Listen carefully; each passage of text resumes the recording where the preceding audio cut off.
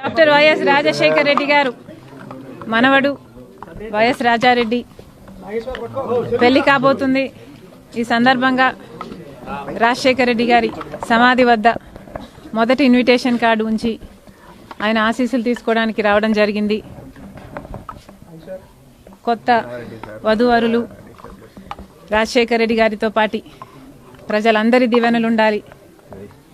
దేవుని దీవెన చేత వీళ్ళిద్దరూ సంతోషంగా ఉండాలని మనస్ఫూర్తిగా మాతో పాటు మీరు కూడా కోరుకోవాలని ప్రార్థన. Thank you.